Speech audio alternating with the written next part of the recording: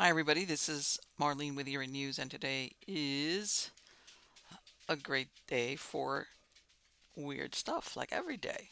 Some days it's weirder than others, but it's always a good day for Eerie News.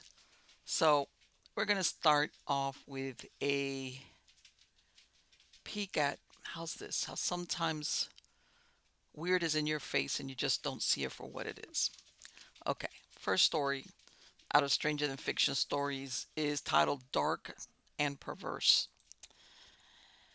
Here we go. The Son of Sam case blazed across national headlines over 45 years ago.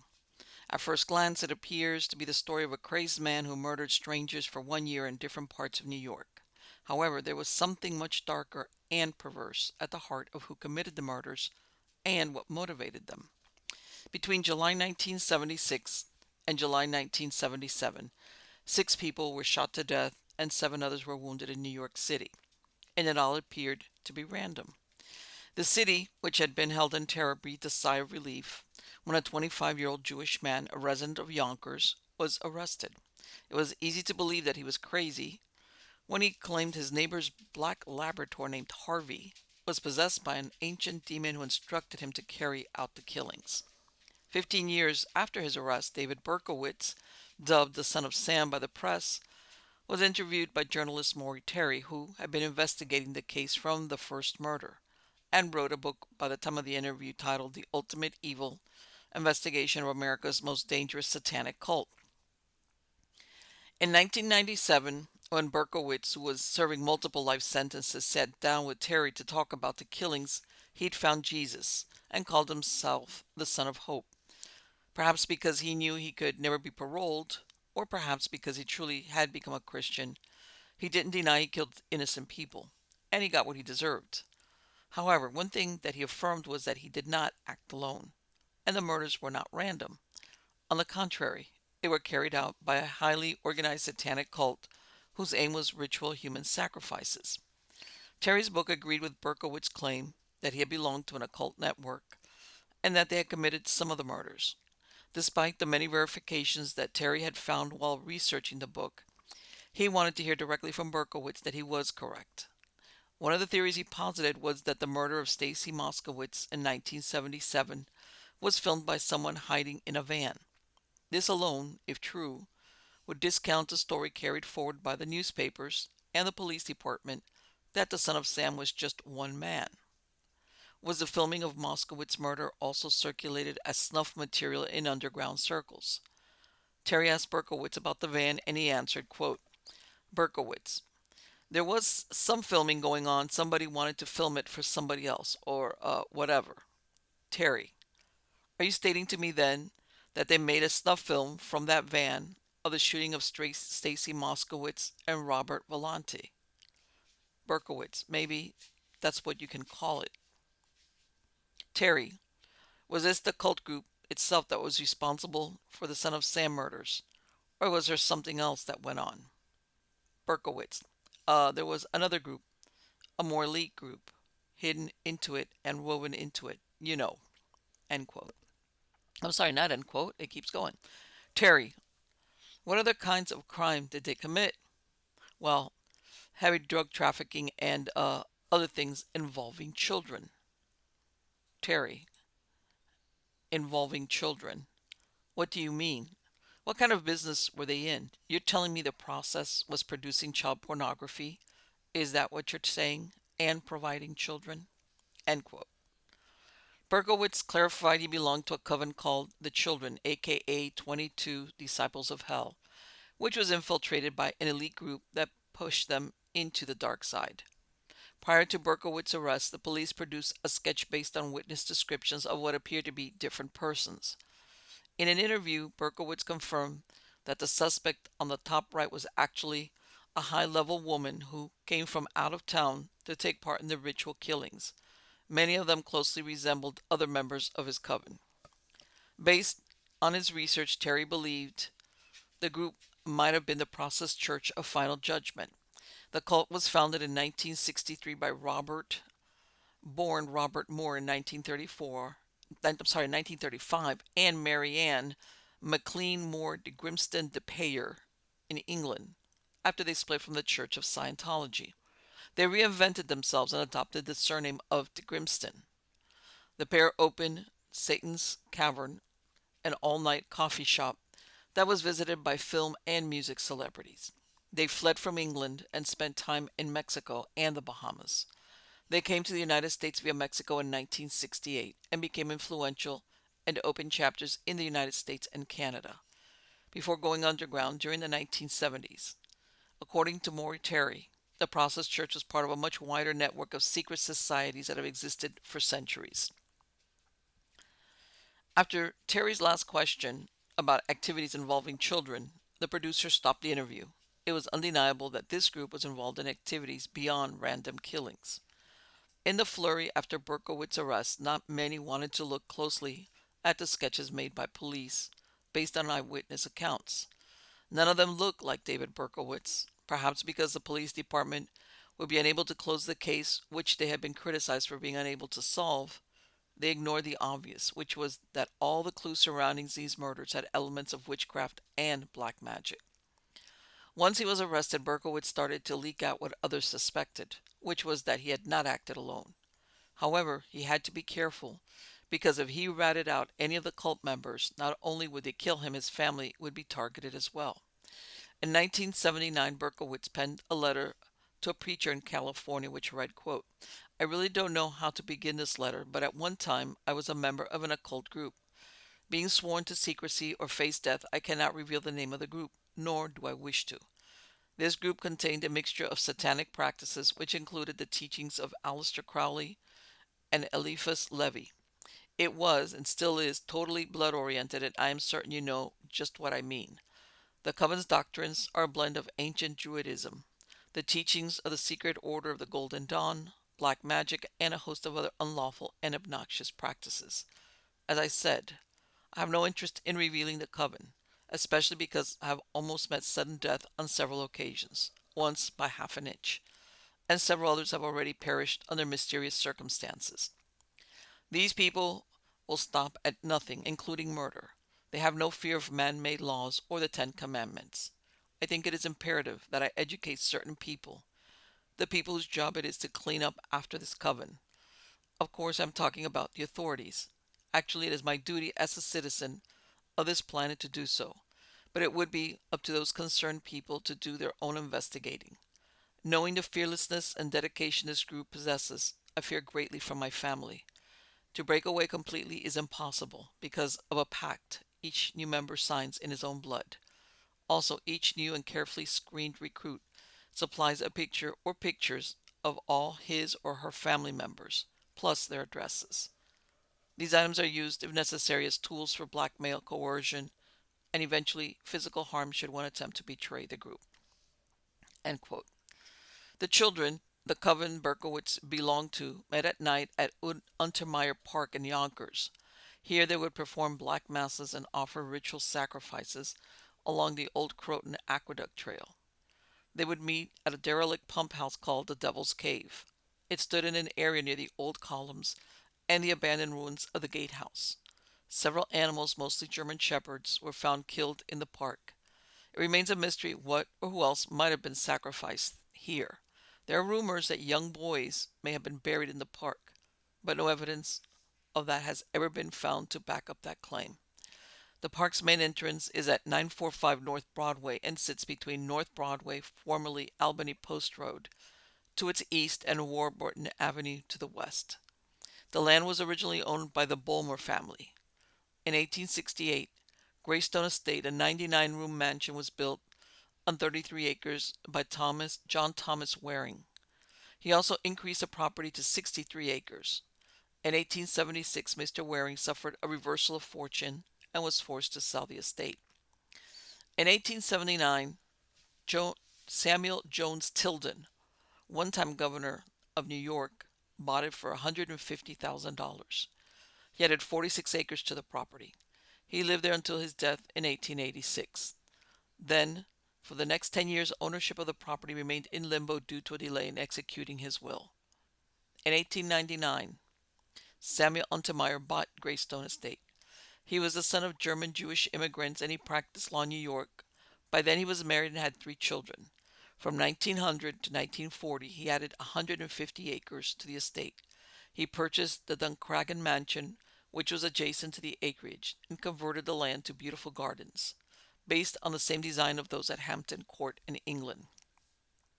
He died in 1940 and left the estate to the city of New York, who originally refused it, claiming the cost of maintaining it would be too much. However, the city went on to open it in 1942, but only 43 acres.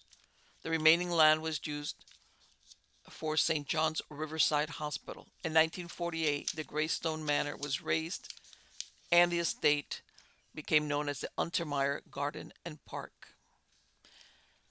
Complete with sphinxes and Masonic twin pillars, Untermeyer Park was built on occult principles and is filled with symbolism in relating to elite secret societies. According to Terry, Untermeyer was connected to New York's occult elite as a member of the Hermetic Order of the Golden Dawn, a powerful secret society. He had also been declared a Satanist in Britain. By the 1960s, the park fell into disrepair, and the statues throughout the park were swallowed by overgrowth. Around 1970, it was being used for teenage prostitution, hippies, drug abusers, and as a meeting place for dark magic practitioners. An excerpt taken from Terry's book describes what happened at Untermeyer Park this way. Quote, on August 11th, 1977, 2 young boys ages 11 and 14 were walking along the trail somewhat south of Untermeyer Park. They weren't out for a relaxing walk on the warm summer's day. Searching through the tangled brush adjacent to the aqueduct behind Berkowitz's apartment, the youths were on a specific mission. They were looking for a grave. The previous Christmas, they found 3 dead German Shepherd dogs at the site, lying together in separate plastic bags. The boys had buried the animals, but now, hearing of Berkowitz's alleged hatred of canines, they believe their find might be connected to the case. At first, the police weren't interested. Yonkers detective Leon Wicka said he thought NYPD wouldn't be concerned with the animals. They're satisfied they got their man, he told the Yonkers Herald-Statesman. However, after some publicity about the matter, Yonkers PD picked up the skeletal remains and had them autopsied. 2 of the shepherds, which still had chains around their necks, were strangled. The third was shot in the head. End quote. The Croton Aqueduct dated back to when the Greystone Manor was erected and served as a gutter or sewer. It was an underground tunnel about 8 feet across that runs 25 miles from Croton Reservoir in northern Westchester to New York City. A wide path on top of it follows its course through wooded areas and residential neighborhoods. This was the same path that passed between Berkowitz's apartment building and Sam Carr's house, where a number of dead German Shepherd dogs were found ritualistically killed. Both of Sam Carr's sons would die under strange and horrific circumstances. John shot himself in 1978, and Michael died in a car crash in 1979. Many of those involved in the case would end up dying by suicide or murder in the years after the Son of Sam shootings. Doctors and student nurses at the St. John's Hospital heard chanting and saw torches close to the aqueduct in 1978. Security officers searched the desolate woods only to turn back and call the police. 2 capes and 1 hood were found at the site. During the 1993 interview, Berkowitz described what happened at the Devil's Cave. Quote, this is from Berkowitz. We had a spot where there was a circle with rocks. You could actually feel like a force out there, a presence out there in the darkness. We began to hear more and more conversations about witchcraft, about black magic. We were really having little religious services, almost. I did begin to witness some animal sacrifices. We were at a park. I guess it was Untermeyer Park. We had this circle form. And we said, okay, let's start chanting now. Let's call the names of the demons. Let's call Satan's name. Let's call Lucifer. Let's bring him. Let's summon from the netherworld, from the air, and let's ask him to anoint you, to knight you as one of his royal soldiers, to do his bidding, to do his will. There was definitely lots of arson. These demons wanted fire. Terry, was this Lucifer? Berkowitz. Yes, it was Lucifer. It was Moloch, another god who wanted fire sacrifices. End quote. In retrospect, based on investigations by many surrounding the Son of Sam crime, Eyewitnesses' testimony and even Berkowitz's own admission, it's impossible to believe he acted alone. Review of the Son of Sam killing found that all but one of the shootings occurred near important satanic festival days. A Midwest occult expert who asked to remain anonymous explained about the group. Quote, I believe you are dealing with a sadomasochistic group with strong undertones of latent homosexuality. This is an evil group that turned to ritualistic killings, using the occult as an outlet, an excuse for their own latent homosexual tendencies. They borrowed from Satanism, from magic, and whatever they saw and liked. I see the Son of Sam symbol in this way. Mars and Venus, or man and woman, are on either side. They are separated by the S for Sam who kills them, as depicted by the cross above the S. This is an extremely dangerous group. End quote. In another interview, Berkowitz clarified why he used the name Son of Sam. Quote, sadly, the psychiatrist or the psychologist are so blind. I tried to explain to them what was happening, but they couldn't grasp it, who Sam really was. I hate to talk about this because they have made a joke about this for so very long. The talking dog? Basically, I had given them the whole thing in a nutshell, and they never quite caught on that the highest ranking demon is Sam Hain, and these people who died were, sadly, for him. End quote. In his book, Moriarty explains what black masses usually entail.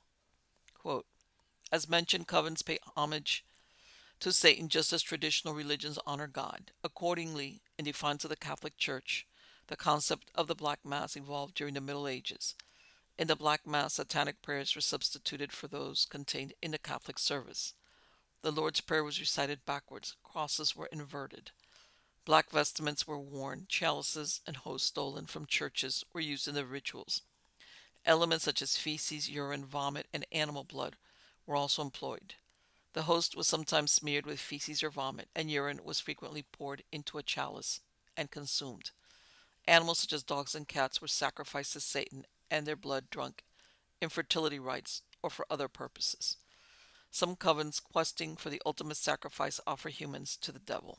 End quote. Moriarty, along with other researchers, believed that Charles Manson's cult, called the Family, similar to the Children, were under the influence of the Process Church. He explained how this organization is part of a much larger network. Quote, the Process and its secret offshoots didn't have the Southern California or U.S. occult scene or philosophies to themselves. Master Black Magician Aleister Crowley, who died in 1947, had written of a unification of God and Satan. That precept and other Crowleyisms found their way into Process doctrine. By sharing Crowley's beliefs, the Process also blended those of the Order of the Golden Dawn. The Golden Dawn was an English occult society to which Crowley belonged in the late 19th century. The Golden Dawn believed in Kabbalistic magic and taught that the will, could be trained to accomplish paranormal effects, including astral projection. The Golden Dawn also strongly believed in symbolism, teaching that certain symbols or thoughts had the same meaning for all human beings.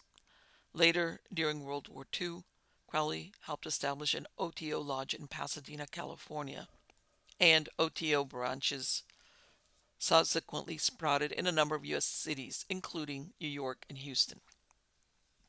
In effect, a loose network was formed and already functioning via occult shops and bookstores, newsletters, ads in the underground press, and other methods, including personal contacts. By the time the Process arrived in 1967, in fact, many believe that the entire occult underground in America today can be traced back to the formation of the Crowley OTO operation in Pasadena. The Process then incorporated the ideas of a number of its ancestors and current occupants of the occult landscape, including the OTO. Accordingly, there was intermingling of philosophy, membership, and networking among the groups. This arrangement makes labeling a difficult, restrictive measure. Charles Manson, for example, was exposed to the practices of a renegade OTO lodge in Southern California, as well as having been influenced by the Process. End quote. Susan Atkins, who belonged to Manson's family, killed Sharon Tate in 1969. Tate was nearly full term in her pregnancy. Her husband was Roman Polanski, who released the occult-themed movie Rosemary's Baby the year before.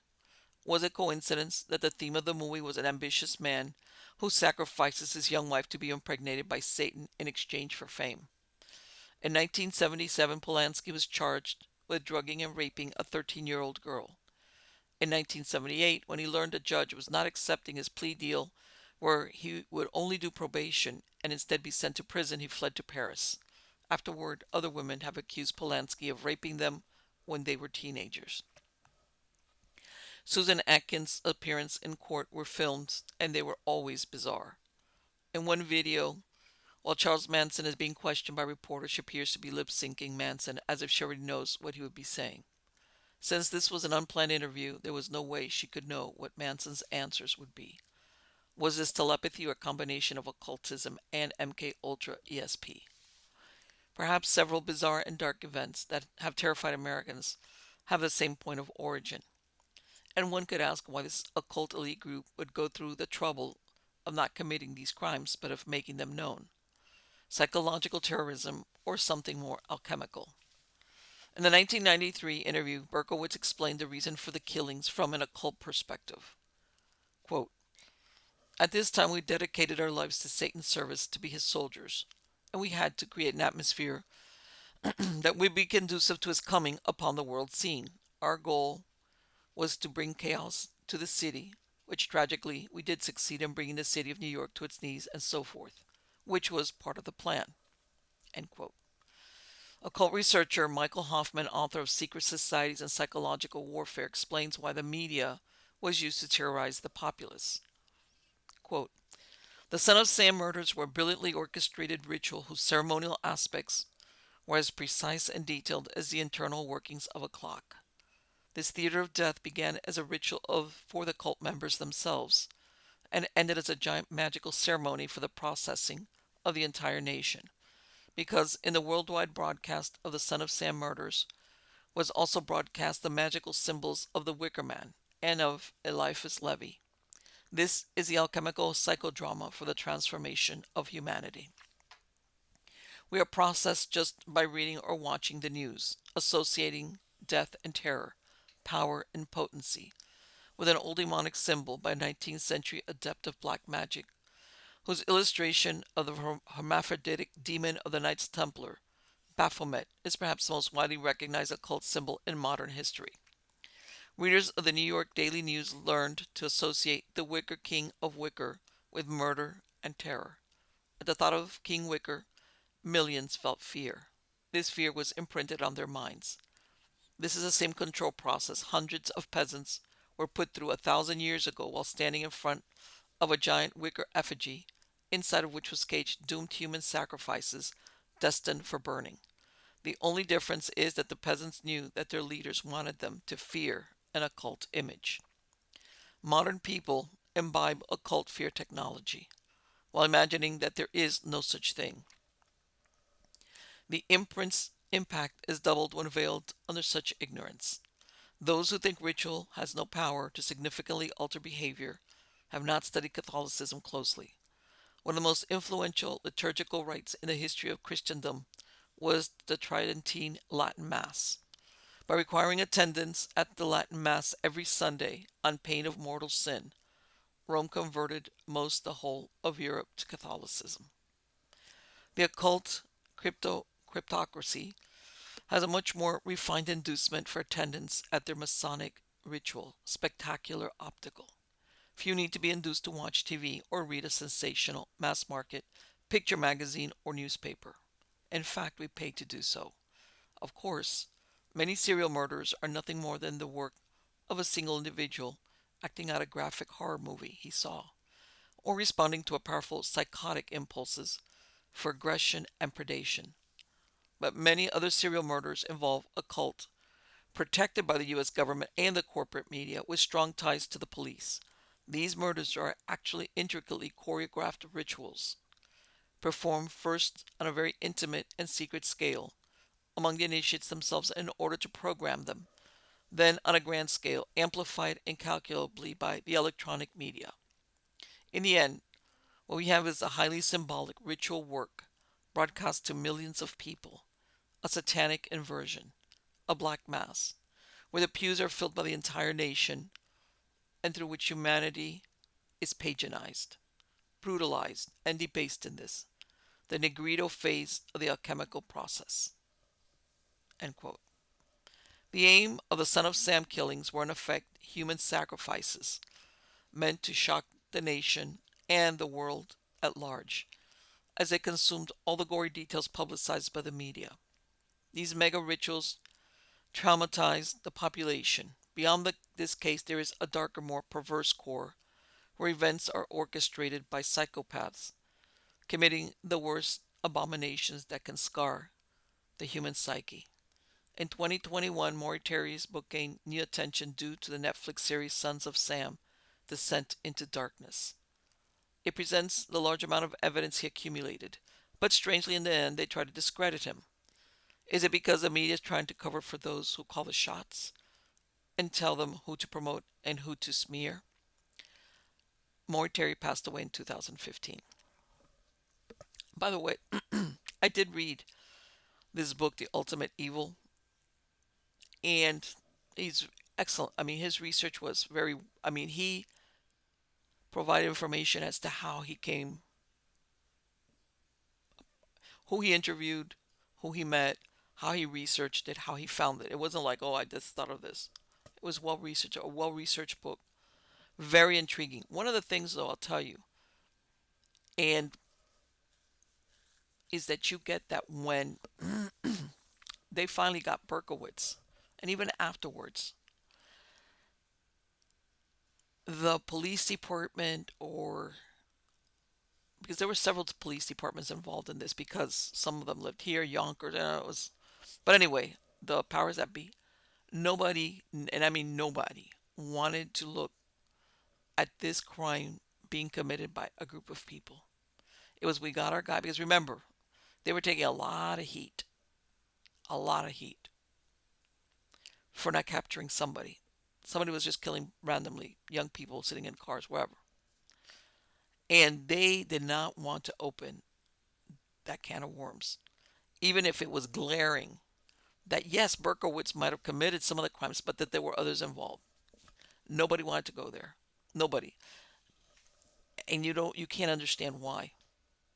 And especially when there was a lot of proof that was like, hey, there's somebody else involved in this that was killing. There's, in other words, Berkowitz did not kill everybody or shoot at everybody, because not everybody got killed.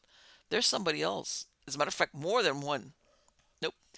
And you also get the feeling that even after Berkowitz got his act together, kind of, if you want to call it that, while he was in prison, he was trying to kind of give a heads up, whether, I think, to the psychologist and other people, like about these cults, but at the same time, he's still trying. I believe his father, because he was adopted, um, and whatever family he had, he was trying to protect them, while at the same time trying to give out information about what was going on with his coven, and that it wasn't just a bunch of people running around in capes and sacrificing animals, which is bad enough. That they killed people, and even themselves. A bunch of the people that he hung around with were killed, like a ripple effect. Were killed or died under really weird circumstances, suicide or crashes. It's like when you read it, you go, like, if you did an odds thing, what are the odds that all these people are going to die so violently, either by their own hand or by something, in such a short amount of time? It's like, come on. And at the heart of it, really, what he's saying is all these people, including himself, were basically foot soldiers. These were the people on the streets killing or doing, and that there's a very elite group that at that time was up in like the wealthy parts of New York and all these areas, that were the ones that were involved in the child pornography, the drugs, and everything. But they, in other words, but they never got their hands dirty. They had all these guys or these people that they would get rid of when they became inconvenient, doing all the dirty work, all the leg work, procuring, selling, whatever. And that, of course, these people, some of the names, in other words, they kept enough distance from the actual crimes not to get mentioned. And when you read the book, which I urge you to do, it's a thick book. It's well, like I said, well researched. You come away, even though this happened, what, mid 1970s, and we're talking, what, 40 years, 45 years ago, that you realize that, yeah, this is not far fetched at all. And if anybody wants to look at what's happening with Sean Combs, the accusations that were leveled at him of all these people. And don't get me wrong, if you're a consenting adult and you're doing whatever you're doing, but in other words, the normies of the world, I could consider myself one of those. We kind of live in this vanilla landscape that, yeah, we might see the news, and I agree with what in this thing about sometimes some of what we see in the news kind of like does something to us.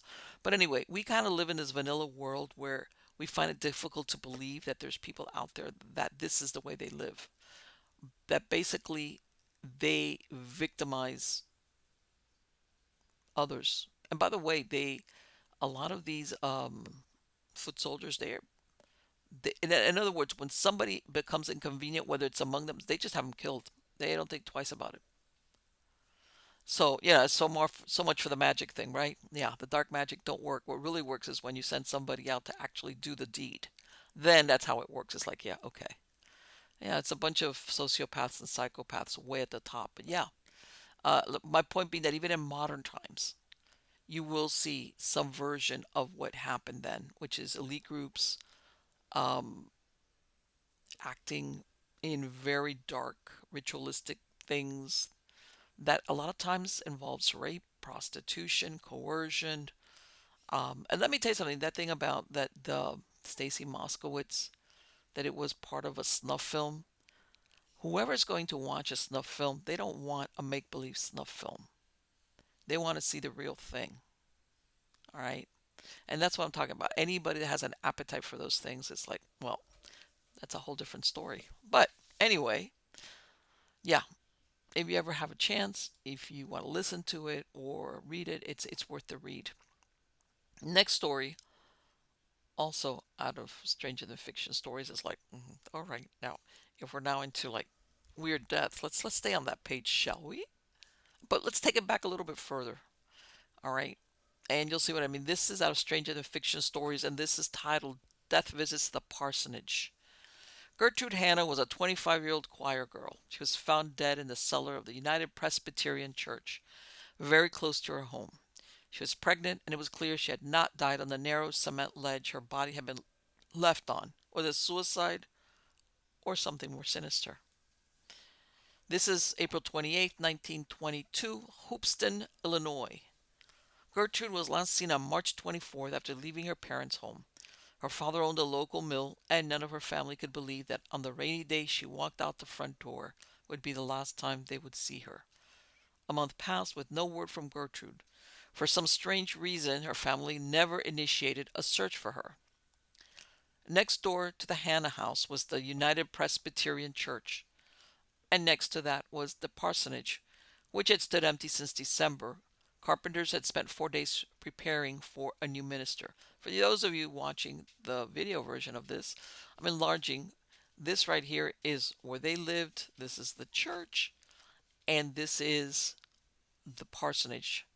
All right, as you can see, this was like the parsonage was like, for lack of, it was like 2 doors down from where this Hanna family lived. Anyway, then one morning, one of the carpenters discovered Gertrude's body on a narrow cement ledge just inside the basement window. She still wore a raincoat and rubber shoes she had left her home with. All windows and doors of the buildings were locked on the inside, with the exception of one basement window. The door to the cellar stairway was locked from the inside by a broom handle thrust through the handle. Police could not find any footprints around the body. The authorities who examined Gertrude Hanna estimated she had been dead 4 weeks. However, the remains had been left in the basement only a week before. J.M. Strong, a prominent man who lived near the parsonage, said he had gone through the entire house a week before, and he was positive the body was not in the cellar. He had gone to the house looking for a lawnmower. This led police to believe she was kept someplace full of ice or that maintained a very cool temperature. Strangely, the torso was well preserved, but the head was in a high state of putrefaction. Another doctor who examined the body believed she had been dead less than 2 weeks. If this was the case, had she been held prisoner somewhere for 2 weeks before she was killed, and her body secreted in the parsonage? An autopsy found there was no marks of violence on her body. However, she was far advanced in her pregnancy. Her wrists gave evidence of having been bound tightly for an extended period of time. No rope or wire was found in the basement. Despite having been dead for a month, the medical examiner found that her organs were almost in perfect condition, as if she had been deceased only 24 hours.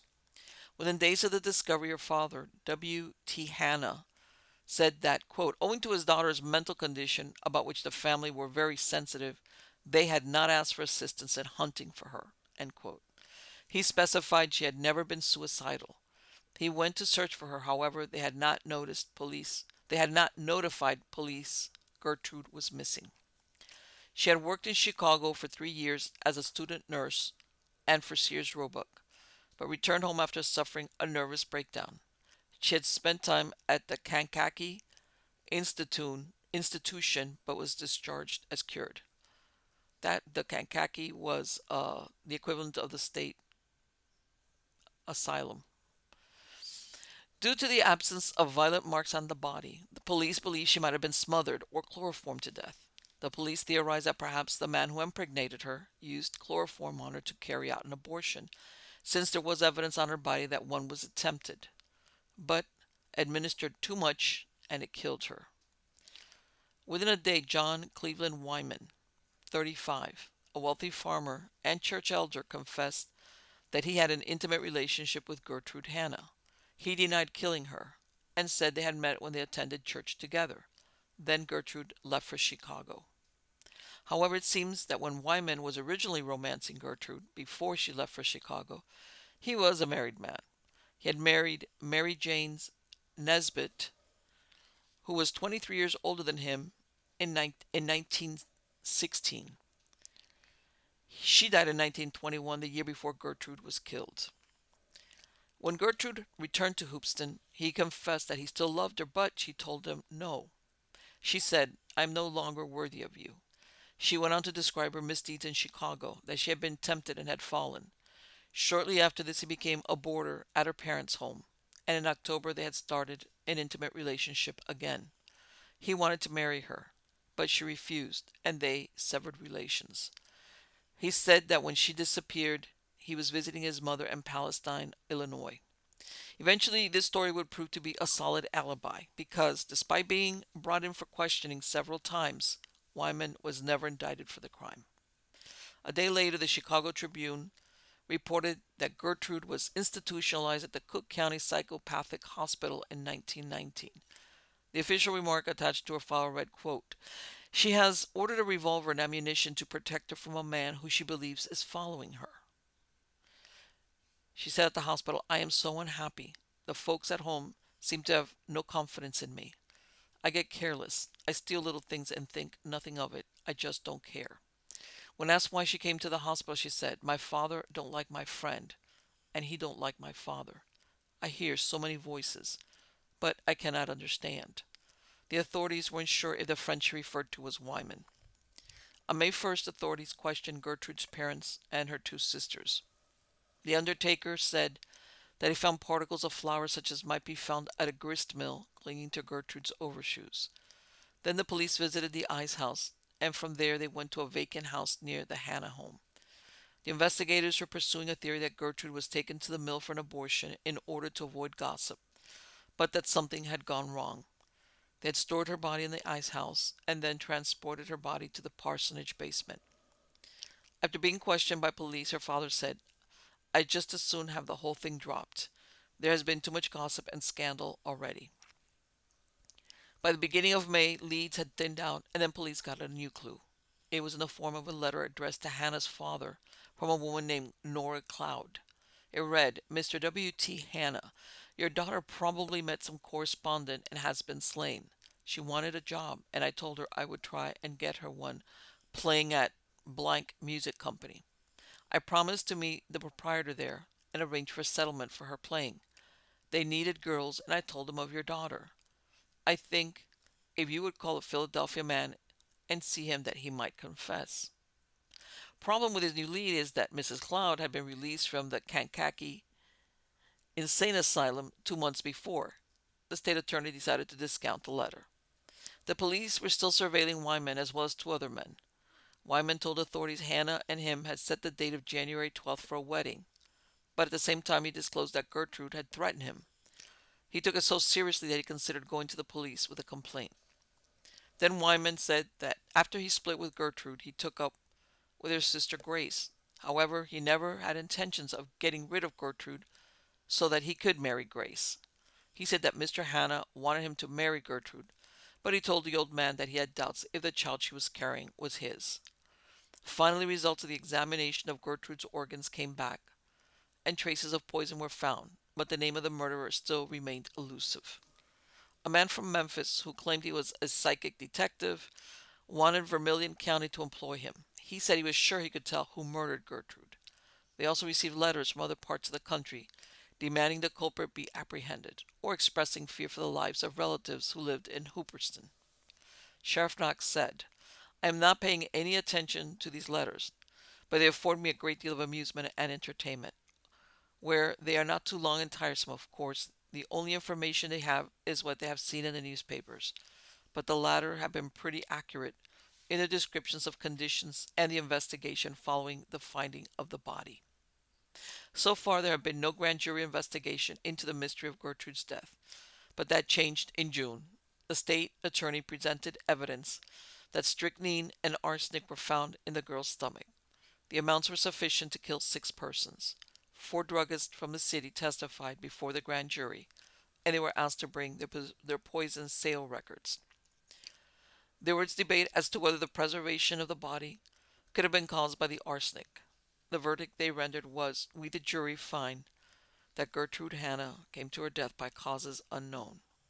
Her body being found 27 days after she disappeared from her sister's home. Mrs. Nat Harding of R1 or Railroad 1 or Route 1, Hoopeston, Illinois.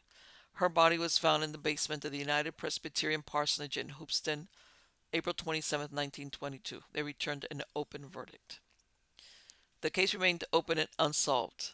Gertrude's name faded from the newspapers and didn't surface until 1925, when her mother Lola was fatally burned with gas when gasoline she used in cleaning clothes exploded. The Hanna house was destroyed by the fire. Hannah's father died in 1952 and her sister Grace remained unmarried and died in 1946. John Cleveland Wyman never remarried and died in 1956. He outlived everybody. Where did the truth lie? Where was Gertrude murdered, or was she the victim of a botched abortion? Did Wyman kill her when she turned him down? Or did he want to pursue a relationship with her sister, which would have been difficult if Gertrude was pregnant with his child? How was her body left inside the cellar of the parsonage, where doors were locked from within and no footprints were found around the body? Was there more than one person involved in her murder? Was there a symbolic meaning to leaving her body inside a church property? This cold case is doomed to remain cold. What do you think? Obviously, here we have a victim. She's got mental problems, but she's not that totally out of it. She spent 3 years in Chicago, doing her thing, and maybe she had sounds like a little bit of paranoia. She's thinking people are following her around. So, and then her dad, she disappears, and he doesn't tell anybody about it, and that's very weird. But she was gone. She was last seen March 24th, and she was found like a little bit over a month. That's a pretty long time for somebody to disappear. And I think he did ask like a couple of close friends, like, hey, see if you can find her. So you don't know, was it a question of her having psychiatric problems? Was it a question that somehow or other he didn't want anybody to realize his unmarried daughter was pregnant? Remember, these are different times back then. But sometimes, there was always what they call that shotgun wedding. When I mean shotgun, yeah, back then people had premarital sex and then somebody got pregnant and they would run off and the baby was born 3 months later, 6 months later, 8 months later. It's like, okay. But in this case, maybe he's thinking if they find her, she's pregnant, they're going to ask, who's the dad? That's the first question. Who is she going to say? Hmm? Was it this guy Wyman?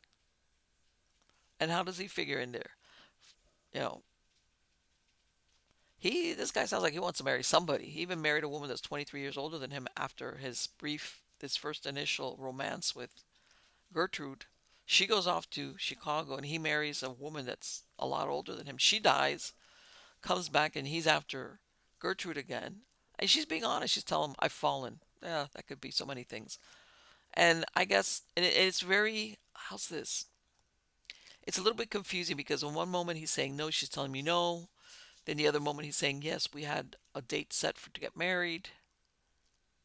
So it's like, where is the truth? And then he wants to marry her sister, which is quite inconvenient if the woman that you were with that he was intimate with is pregnant and but he thinks it's not. It's like, I don't know.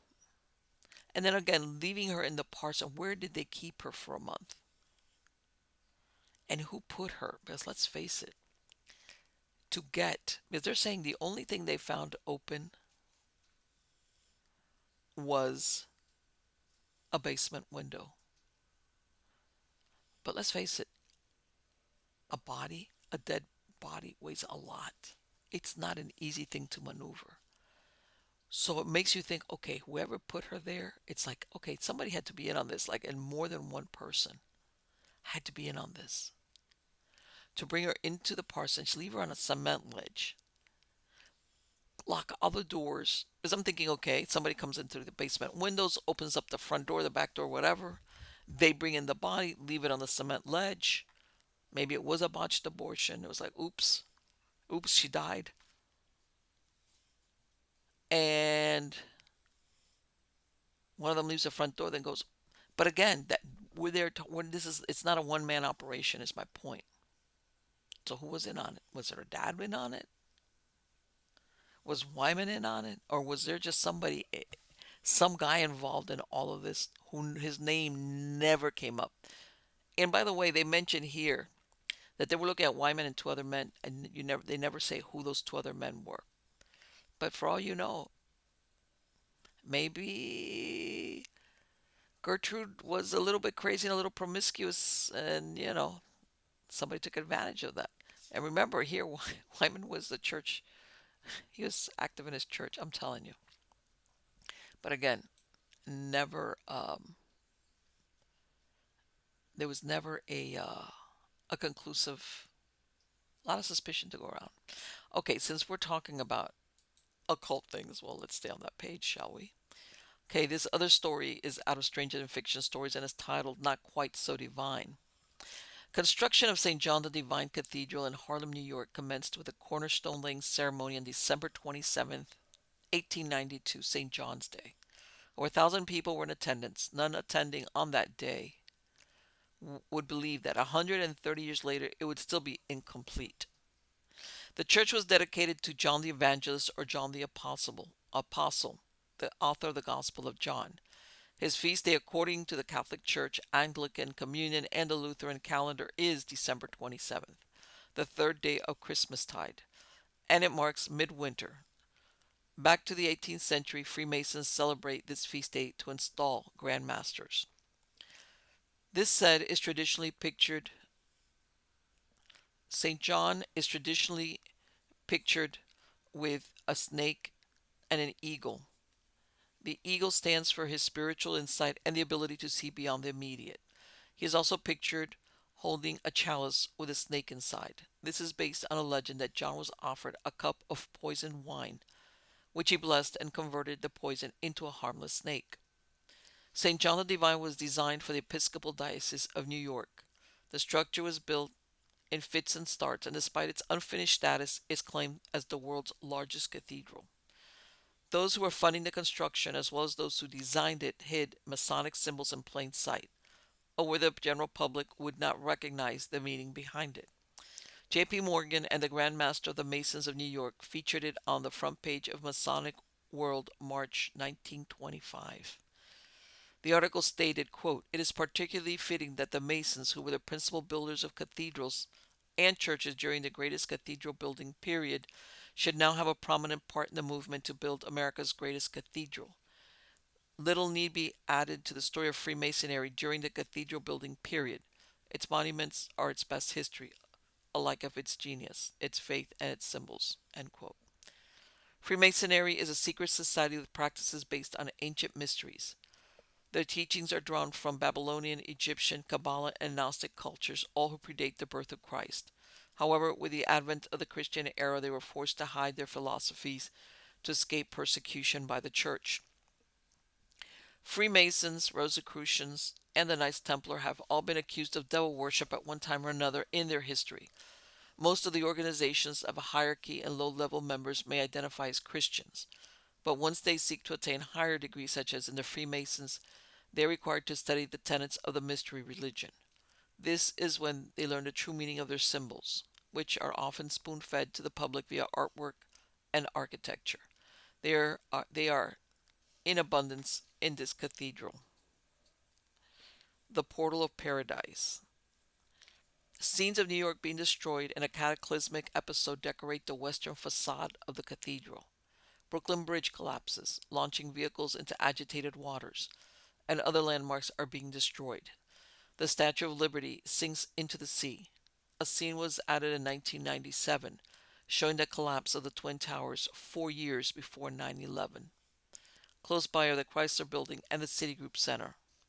Perhaps the depiction is not coincidental, since St. John the Divine was credited for writing the book of Revelation, which describes the apocalypse. New York is portrayed as being Babylon the Great, that is destroyed by the wrath of God. A skeleton and strange creature, perhaps representing death and destruction, cavort under the image of the New York Stock Exchange. The Peace Fountain. This sculpture depicts bizarre and grotesque imagery using mythical creatures. Animals emerge from a smiling sun, and the idol points to the east, following ancient pagan tradition.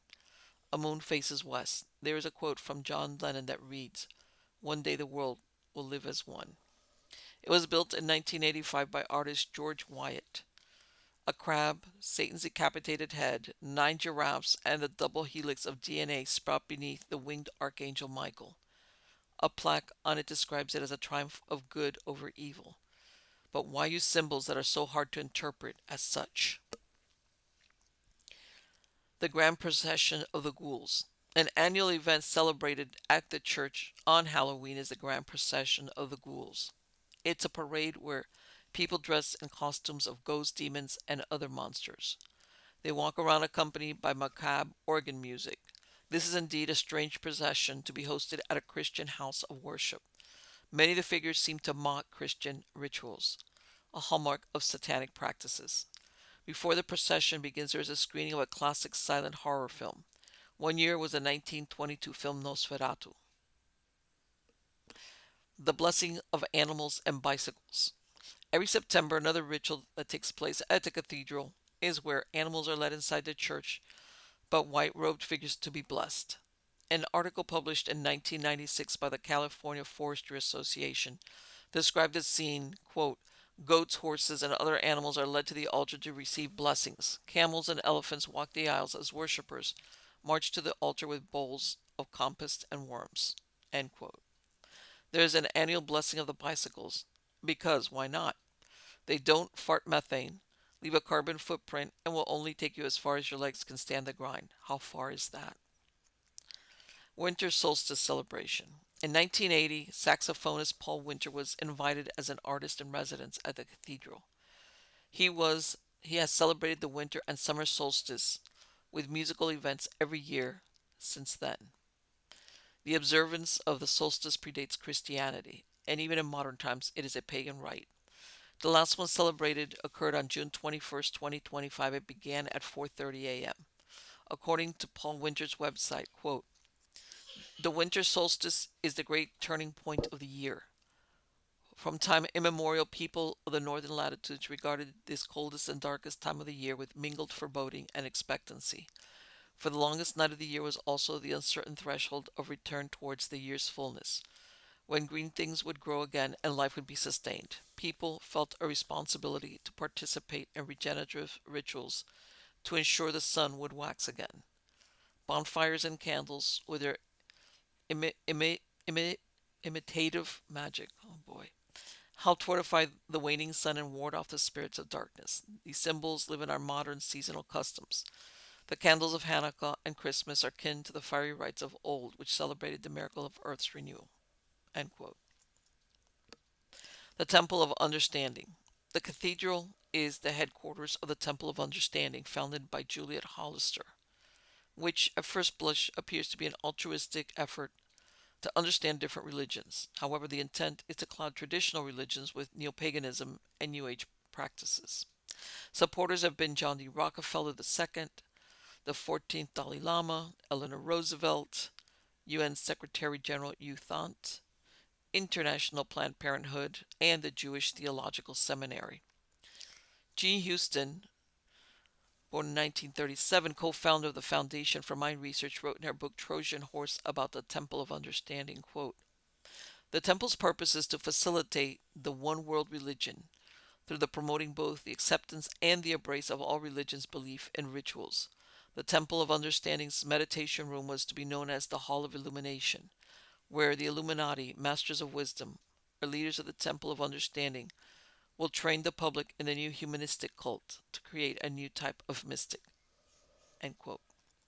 The temple has been fully accredited by the UN. In 2009, 12 directors or advisors of the Temple of Understanding are also members of the UN's Global Forum Councils. Many speakers received at these forums have endorsed a neo-pagan world religion based on earth worship. James Lovelock, who passed away in 2022, a speaker who referred to Earth as Gaia and described humans as a cancer to Gaia and, quote, illness too overwhelming for her to heal herself from, end quote. According to Lovelock, Earth can't be fixed. There is nothing humans can do to reverse the process. The planet is simply too overpopulated to halt its own destruction by greenhouse gases. In order to survive, mankind must start preparing now for life on a radically changed planet.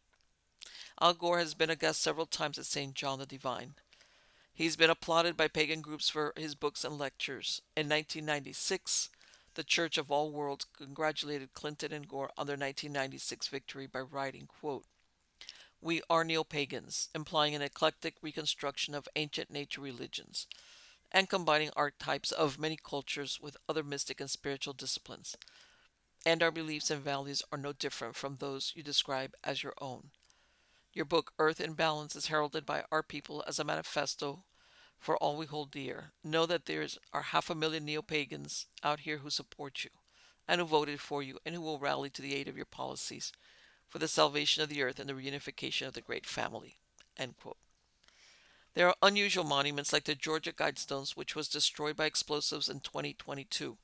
They were erected in 1980 by a mysterious person who gave the pseudonym of R.C. Christian. The panels were inscribed in 8 different languages, which were English, Hebrew, Hindi, Swahili, Spanish, Russian, Chinese, and Arabic, as well as 4 ancient languages: Ancient Greek, Sanskrit, Babylonian, and Old Egyptian. It called for reducing the world population to 500 million or below and to guide reproduction wisely, improving fitness and diversity. It also served as a sundial and astronomical calendar. There are other monuments found at the Denver International Airport installed by powerful secretive groups that call for a new global form of spirituality. Expressions often used to make this shift palatable, are, quote, peace, balance with nature, or harmony with the infinite, end quote. The true objective behind these keywords are peace, which will only be achieved once there is a single world government. Balance with nature is when the world's human population had been drastically decimated. And harmony with the infinite is when traditional religions have been eradicated and all embrace neo-pagan humanism or transhumanism. It is not only Christian religions which are being led towards this ultimate one-world religion, but other major religions as well. There is a Madeleine L'Engle course given inside the cathedral. She is also one of the temple's founders. She wrote a children's book, A Wrinkle in Time, in 1962, which is a fantasy that describes a physicist's father who travels through space in the fifth dimension and three children who, aided by supernatural beings, seek him on the planet Camazotz. What an inappropriate name, since she surely knew Camazotz is a deity started among the Mesoamericans of Guatemala, which was described as a dangerous cave dwelling bat creature. In the Maya culture, it is linked to death and inhabits a cave called the House of Bats. In the Popol Vuh, human sacrifices were made to Camazotz. The Engel was inurned in the cathedral. The teachings at the Temple of Understanding include out of body experiences, shamanism, astral projection, tarot for divination, earth worship, psychic abilities, yoga, tantric yoga, or sex magic, and astrology. Despite being condemned by Christianity, they are accepted within the cathedral. Many of these practices are the entry point to darker belief systems, despite the sugarcoating given to them by New Age literature. There are other temples worldwide which promote these practices. The common underpinning of them all is environmentalism. Urgency and fear that time is running out for nature allows laws to be easily passed that otherwise, with closer examination, would be held back and possibly never be accepted. Some of these involve raising taxes all in the name of saving the earth. Funding groups who see humans as parasites can only end in eugenics and genocide. In other words, rationalizing the death of a great amount of the earth's population. Ultimately, despite its name, St. John the Divine Cathedral is not Christian. And the question begs to be asked, why the deceit? Is it because of the power of Christian spirituality is much more immense than we are led to believe? Each should be allowed to worship as they please, but Christians should be given the same latitude. Why aren't they? In there's a from the Secret Teachings of All Ages, authored by Manly P. Hall. He wrote the following: "Quote: The pagan intellectuals reclothed the original ideas in a garment of Christian phraseology, but bestowed the keys of the symbolism only upon those fully initiated and bound to secrecy." Which, by the way, this is becoming more and more apparent. Because, like I said before, us normies, sometimes it's right in front of you and you don't see it because you're not looking for a symbol, or you just see it for what it is. Or words, you'll say, man, that's really weird. But yes, there is a lot of symbolism in plain view, and what's the saying? If only you have the eyes to see. And I think my biggest problem with all of this is that a lot of these people who align with this are looking. Forget the part about the overpopulation. They think there should be no humans on Earth. Period. Like the Earth and the plants and the animals. Like Earth needs no humans. I mean, we need to get rid of all the humans, and I have a problem with that. All right, next story. This is out of Surfer. It's titled "Haunting Underwater Voice Remains Mystery 25 Years Later." Okay, this sound was captured by NOAA in 1999 in the Pacific Ocean. It's been called Julia, and experts have no idea what it is. The mysteries of the world's oceans are as vast as the seas themselves, spreading across more than 70% of the Earth's surface, and still to this day remain largely unexplored.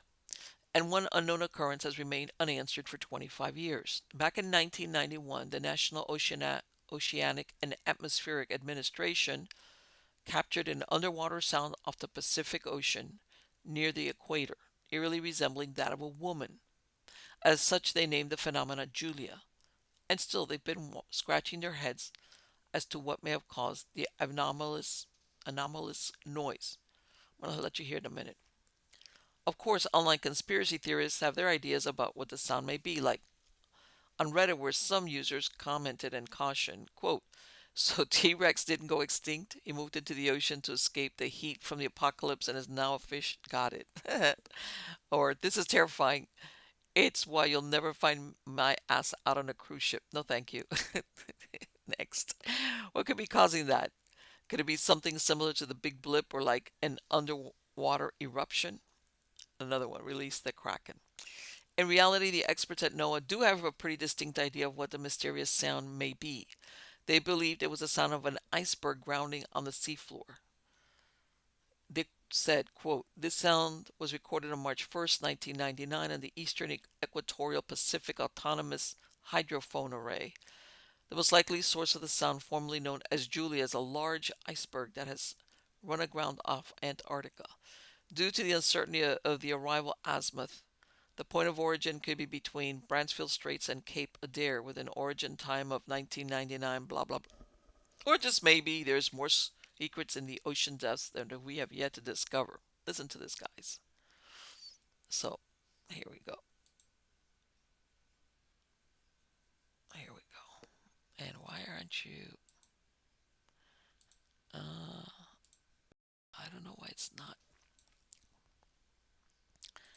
Why isn't it playing? Hmm. Well, I heard this. Let me see.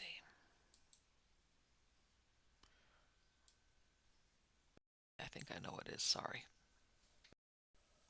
They're just they want you to read this. Picked up a sound so loud it was heard over. And they just the first part there's no sound because they're just trying to explain what it is before you actually.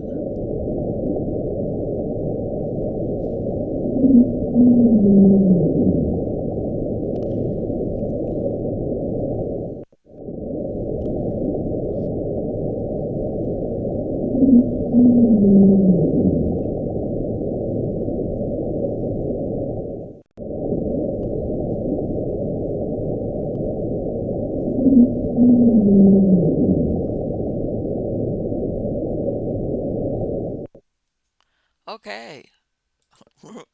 I don't know. According to Noah, that's an iceberg grinding up. Ground I don't know. And see, this is the thing. Since nobody has any idea, who can say no, Noah? That's not a good theory. We don't know any better. Somebody can feed us a line of BS, and we'd be like, okay, you know. Or what was that guy? One of the Reddit people. It's T-Rex didn't go extinct. Okay, what or this one, the Kraken, or let's just go down that. What's this is the noise that a megalodon shark makes. Why not? Hey, all bets are off. And I mean, all bets are off when it comes to eerie news. So, anyway, guys, I hope you liked this latest edition. I will be back with you soon, very soon, sooner than you think, with a lot of weird stuff. Till next time, take care.